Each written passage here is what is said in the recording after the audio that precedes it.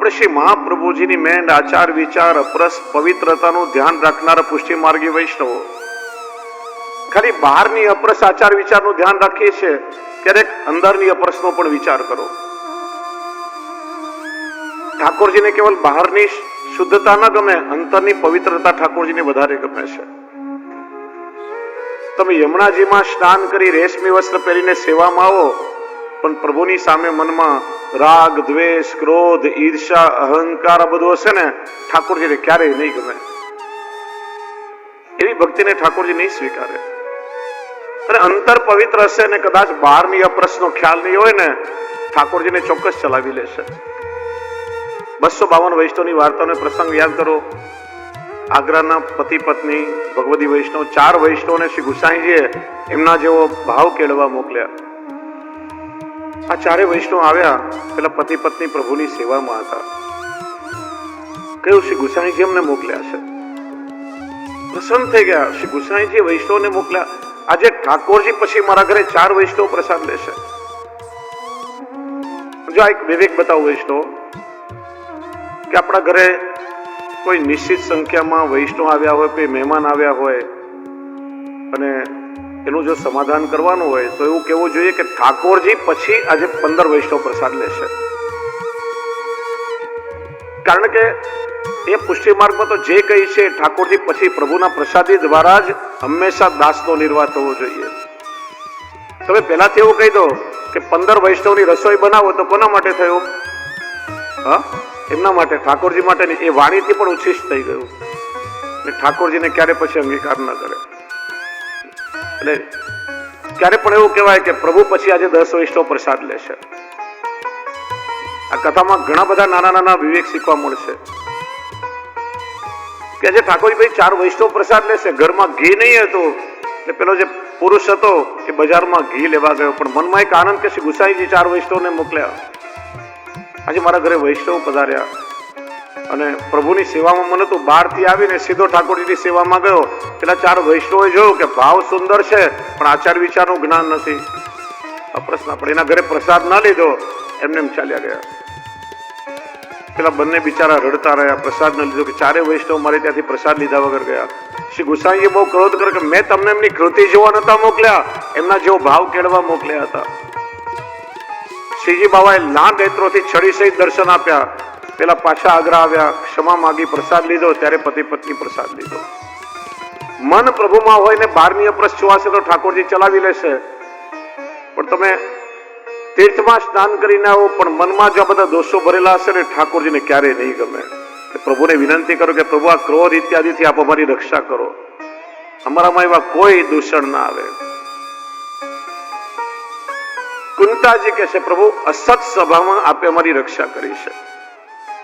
હસ્તિનાપુરની સભાને અસત સભા કહેવાય છે. મોટા મોટા રથી મહારથી ધુરંધરો બેઠા હતા. પિતામહ ભીષ્મ, કુલગુરુ કૃપાચાર્ય, ગુરુ દ્રોણાચાર્ય, ધૃતરાષ્ટ્ર, વિદુરજી, પાંડવ કૌરવ મહાસભા હતી. દ્રૌપદી પોતાની લાજ બચાવવા ખોડો પાથરીને આજીજી કરી રહી હતી. કોઈ મારી લાજ બચાવો, પણ બધા નતમસ્તક થઈ મુખ પ્રેક્ષક બનીને જોતા રહ્યા, કોઈ બચાવવા ના. એટલા માટે ને અસત સભા કહેવાય. આપે લાજ બચાવી છે. શ્રી મહાપ્રભુજી કહે છે વૈષ્ણવ ઠાકોરજીને વિનંતી કરો કે આપ દુસ્સંગથી અમારી રક્ષા કરો. સત્સંગ થોડો ઓછો મળશે તો ચાલશે, પણ જે દિવસે કોઈનો દુસ્સંગ લાગી ગયો ને તો ઠાકોરજીથી દૂર ફેંકાતા વાર નહીં લાગે તમને. દુસ્સંગ બહુ બાધક છે. સત્સંગ અને દુસ્સંગનો ભેદ ખબર હોવી જોઈએ. જેનો સંગ કરીને સારા સંસ્કાર મળે, આપણી કુટેવો છૂટે, વ્યસનો છૂટે, જેના સંગથી ધર્મ ભાવનાને પોષણ મળે, જેનો સંગ તમને સદકાર્યોમાં વાળે, જેનો સંગ તમને ઠાકોરજી સુધી પહોંચાડે, એ સત્સંગ છે. એના માટે પ્રયત્ન કરો. જેનો સંગ કરી અભાવ આવે, વૈષ્ણવની મૂડી એનો ભાવ છે. ભાવ ક્ષીણ થશે ને કંગાલ બની જશો. સાચી સંપત્તિ રૂપિયા નથી, હૃદયમાં રહેલો હરિગુરુ વૈષ્ણવનો ભાવ એ સંપત્તિ છે. જેનો સંગ કરીને બીજાના દોષો દેખાવા લાગે, જેનો સંગ ધર્મથી તમને દૂર લઈ જાય, જેનો સંગ તમને પ્રભુથી વિમુખ કરી દે, એ બધો દુસ્સંગ છે. અને પ્રયત્ન કરીને આ દુસ્સંગથી સાવધાન રહો, નહીં તો પ્રભુથી દૂર ફેંકાઈ જશો. આવી રીતે કુંતાજી પ્રભુની એક એક કૃપાનું સ્મરણ કરે છે. શ્રી કૃષ્ણને જોઈને સૌ વિચારતા હતા કે કૃષ્ણ મને મળવા આવ્યા. ભગવાન કે હું કોઈને મળવા નથી આવ્યો, કેમ કે લૌકિક સંબંધોમાં હું માનતો જ નથી. હું તો આવ્યો છું મારું આપેલું એક વચન પૂરું કરવા. પૂછું કયું વચન? તો કહ્યું જયારે મહાભારતનું યુદ્ધ ચાલતું હતું, ઘણા કૌરવો મરાયા પણ પાંડવોને કઈ ન થયું, ત્યારે દુર્યોધને ભીષ્મ પિતામહને મેણું માર્યું કે દાદાજી લાગે છે તમે પાંડવોના પક્ષપાતી છો, તમને તો ઈચ્છા મૃત્યુનું વરદાન છે, તમે રણના મેદાનમાં ઉતરો તો એક દિવસમાં જ યુદ્ધ પૂરું થઈ જાય, જાણી જોઈને તમે નથી આવતા. પિતામહ કે દુર્યોધન તો ખોટું વિચારે છે, મેં ક્યારે કોઈનો પક્ષપાત નથી કર્યો, મારી નિષ્ઠા તો હસ્તિનાપુરના સિંહાસન સાથે છે. એક કામ કર, આજે રાત્રે હું જ્યારે ધ્યાનમાં બેસું ત્યારે તારી પત્ની ભાનુમતીને તું મારી પાસે મોકલજે, હું એને અખંડ સૌભાગ્યવતીનું વરદાન આપીશ, પછી આ દુનિયામાં કોઈની તાકાત નથી તારો વાળ વાંકો કરી શકે. આ સાંભળી દુર્યોધન રાજી થઈ ગયો, પણ ભગવાનની ચિંતા થઈ. જો ભાનુમતીને અખંડ સૌભાગ્યવતીનું વરદાન મળશે તો અધર્મ પોસાશે. ભાનુમતી તૈયાર થઈને જતા હતા, ભગવાન શ્રી કૃષ્ણ ત્યાં પધાર્યા. ક્યાં જાઓ છો? કે દાદાજીએ યાદ કરી છે, જવું તો પડે ને. હા, એટલે જ ઘરમાં કોઈ તમારી ઇજ્જત કરતું નથી. કોઈ તમને એક વાર બોલાવે અને હરક પદોડા થઈને બધે દોડા દોડી કરો, બિલકુલ તમારું માન સન્માન ઘરમાં નથી. પેલી દ્રૌપદીને જો કેવી મહારાણી છે, બબ્બે ચાર વાર કેવડાવે, આવો પધારો, પછી તો ઊભી થઈને જાય. એટલે તો ઘરમાં લોકો આટલી ઇજ્જત કરે છે, માન મળે છે. અને તમે કેટલા ભોળા છો, કોઈ એક વાર તમે કેમ બધાને રાજી આખો દિવસ દોડા દોડી કરો, એટલે જરાય તમારું માન ઘરમાં નથી. ભાનુમતી કે વાત તો સાચી છે, હું બધાનો વિચાર કરું, કોઈ બોલાવે એટલે દોડો સીધી, એટલે ઘરમાં બિલકુલ માન નથી મળતું. ને પેલી દ્રૌપદી 2-4 વાર કેવડાવી પછી જાય, એટલે આટલું માને જવા તો નથી જવું. દાદાજી 2-4 વાર કેવડાવશે પછી જઈશ. ભગવાન કે આપણું કામ થઈ ગયું. પ્રભુ આવ્યા દ્રૌપદી પાસે, ચાલો અત્યારે મારી સાથે. કે પ્રભુ અડધી રાતે શું કામ? કે પૂછવાનો સમય નથી. ભગવાન દ્રૌપદીના ખવાસ બની ગયા. એક હાથમાં છડી લીધી છે, એક હાથમાં લાલટેન ફાનસ પકડ્યું છે, કાળી કામળી ઓઢી છે. રાત્રિના અંધકારમાં આગળ શ્રી કૃષ્ણ ચાલી રહ્યા છે, ફાનસના પ્રકાશમાં પાછળ દ્રૌપદી ચાલી રહી છે. ભીષ્મ પિતામહના કક્ષ પાસે આવ્યા. દ્રૌપદીએ કહ્યું, પ્રભુ અમારા પગરખા, મારા જોડા અહીંયા ઉતારીશ ને તો મારા પગરખાથી કૌરવ ઓળખી જશે કે દ્રૌપદી અહીંયા આવી છે. ભગવાને દ્રૌપદીના જોડા લઈ પોતાના પિતાંબરની પાછળ હૃદયમાં સંતાડી દીધા છે. આવ્યા કક્ષ પાસે, દ્વારપાલોએ કૃષ્ણને રોક્યા, અહીંયા ઉભા રહો, અંદર કેવલ એક સ્ત્રીને જવાની આજ્ઞા છે, તમે ન જઈ શકો. ભીષ્મ પિતામહ ધ્યાનમાં બેઠા છે. દ્રૌપદી આવીને સામે બેઠી. પિતામહને લાગ્યું કે ભાનુમતી આવી લાગે છે, અને નેત્ર ખોલીને આશીર્વાદ આપ્યા, અખંડ સૌભાગ્યવતી ભવ. દ્રૌપદી કે દાદાજી આપનું વચન સત્ય થશે. અને પિતામહ ચમક્યા, અરે દ્રૌપદી તું? મેં તો ભાનુમતીને બોલાવી હતી, તું કઈ રીતે? નક્કી આ કામ પેલા નટખટ સામળિયાનું લાગે છે. ક્યાં છે શ્યામસુંદર? ભીષ્મ પિતામહ કક્ષની બહાર આવ્યા, પ્રભુને સાષ્ટાંગ દંડવત કર્યા. પિતાંબરની પાછળ દ્રૌપદીના પગરખા જોયા, ગદગદ થઈ ગયા. પ્રભુ આવી ભક્ત વત્સલતા મેં ક્યારેય જોઈ નથી. ભક્તના જોડા આપે હૃદય સાથે લગાડ્યા એના હિત માટે. આજે આપે મારા પર બહુ કૃપા કરી કે સામે ચાલીને મને દર્શન દેવા માટે પધાર્યા છો. પ્રભુ આપની સાચી કૃપા હું ત્યારે માનું કે જ્યારે જીવનના અંતિમ શ્વાસ લઈ રહ્યો હો, એ મારો સમય આપ સાધી લો. એ સમય જો આપના મને દર્શન થાય ત્યારે આપની કૃપા. ભીષ્મ પિતામહ વિનંતી કરે છે, સમય મારો સાધજે વાલા, કરું હું તો કાલા વાલા. શ્રી કૃષ્ણ કહે છે, પિતામહ તો કદાચ વરદાન માગીને ભૂલી ગયા હશે, મારું આપેલું વચન મને યાદ છે. ક્યાં છે પિતામહ? મને લઈ જાઓ. ભગવાન પધાર્યા છે, ભીષ્મ પિતામહ અર્જુનના બાણોની શૈયા પર પોડ્યા છે.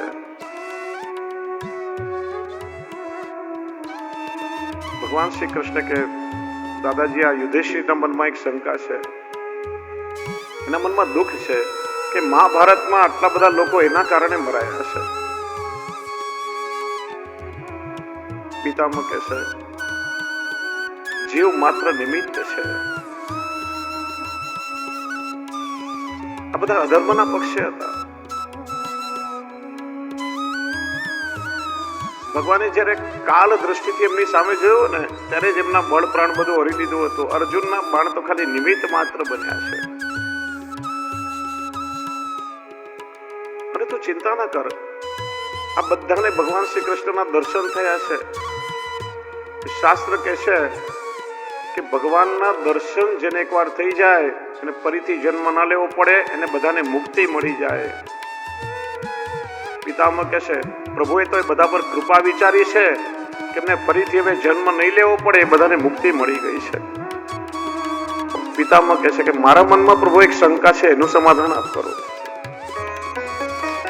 મારું જીવન પરિશુદ્ધ છે, મેં અખંડ બ્રહ્મચર્યનું પાલન કર્યું છે, જીવનમાં ક્યારે અસત્ય બોલ્યો નથી, ક્યારે કોઈ ખોટું કામ કર્યું નથી, તો અર્જુનના બાણોની શૈયા પર સુવાની યાતના મારે કેમ ભોગવવી પડી? ભગવાન કે દાદાજી, તમે જીવનમાં કોઈ ખોટું કામ કર્યું નથી, એટલે તો હું સામે ચાલીને તમને દર્શન દેવા આવ્યો છું. તમે ખોટું કર્યું નથી, પણ ખોટું થતા તો જોયું છે ને. કોઈ પાપ કરી રહ્યો હોય, તમે એને ન રોકી શકો તો કમસે કમ એને પ્રોત્સાહન તો ના આપો. ખોટું કરી રહ્યો હોય એને પ્રોત્સાહન આપો, એ પણ એટલો જ અપરાધ છે. યાદ કરો, હસ્તિનાપુરની સભાને તમારી સામે કુલવધુની લાજ લૂંટાઈ રહી હતી. તમે ધારત તો એને રોકી શકતા હતા, પણ તમે ના રોક્યો.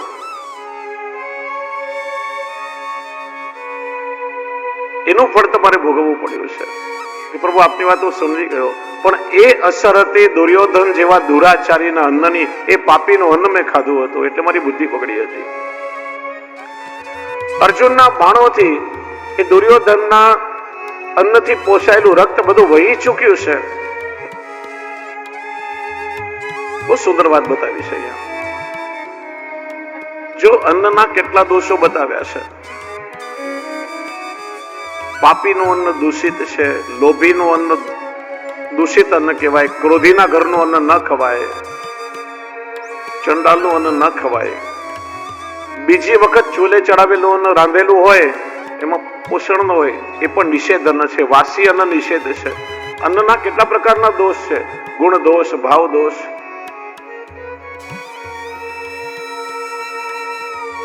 બહારથી આપણે એટલા માટે શાકભાજી, કરિયાણું કંઈ પણ લાવીએ, સ્વચ્છ કરી ખાસા કરીએ, એના સ્થૂળ દોષની નિવૃત્તિ થાય.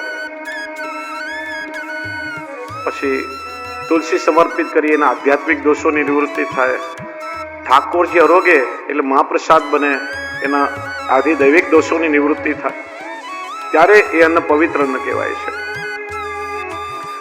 શ્રી મહાપ્રભુજીએ સિદ્ધાંત રહસ્ય ગ્રંથમાં બ્રહ્મ સમન લીધા પછી પહેલી આજ્ઞા કરી, અસમર્પિત વસ્તુ નામ તસ્માદ વર્જનમાં આચરેત. વૈષ્ણવે પ્રભુને સમર્પણ કર્યું છે, તો કોઈ પણ અસમર્પિત વસ્તુ વૈષ્ણવે ના લેવી. સર્વ વસ્તુ સમર્પણ કહ્યું છે. ઘરમાં ઠાકોરજી બિરાજતા હોય તો ઘર સમર્પિત છે. આ દેહથી પ્રભુની સેવા થાય, દેહ સમર્પિત છે.